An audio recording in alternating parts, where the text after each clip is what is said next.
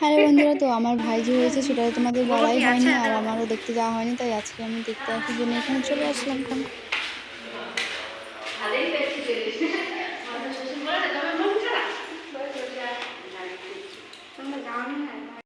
Hello guys, welcome back to my channel. চলে আসলাম একটা নতুন ভিডিও নিয়ে। তো আজকে ভিডিওটা আমি এখানে এসে শুরু করলাম। এখানে বলতে আমাদের এইখানে বাবার বাড়িতে আর কি আজকে এলাম, কারণ আজকে ভাইজির ওই 21 দিনে যে ষষ্ঠী পূজা হয় ওটা হচ্ছে আর কি, মানে হবে ওটা।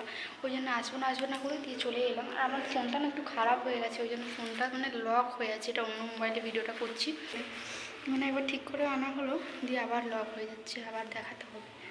তো চলো যাই, কিছু করে তোমাদের দেখাবো। আর আমিও দেখলাম, কোলে নেওয়া হয়নি এখনও, খাচ্ছেও। চলো নিচে যাই। তো নিচে এসে দেখলাম কুচু ঘুমিয়ে গেছে, তাই আর দেখালাম না, দিয়ে আমরা একটুখানি বাজার চলে এসেছিলাম। আর বাজারে এলে আমি ফার্স্টে মোমোটা খাই এখানে এলে, কারণ আগে খেতাম তো, তাই এখানে মোমোটা আমার খুবই ভালো লাগে।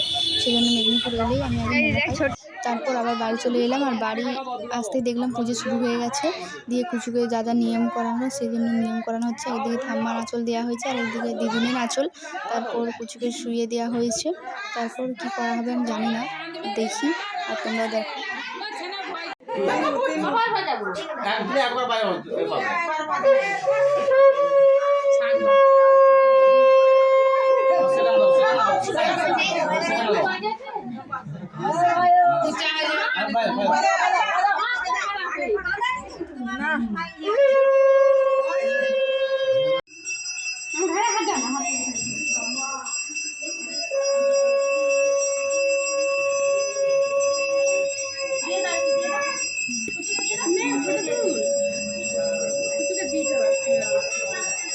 কুচুকে দিল তো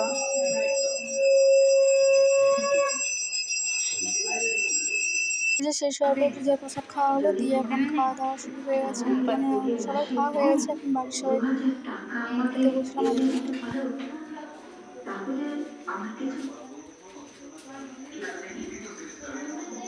এখানটা সবজি, যেটা আমার দেখে বিরক্ত লাগছিল, কারণ মাছের মাথা দেওয়া হয়েছে। ভাবছিলাম এমনি হয়েছে, তারপর দেখি না, এখানে আমি ডাল খাচ্ছিলাম, ডাল গরম করেছে, আর এখানে মাছ আর এইসব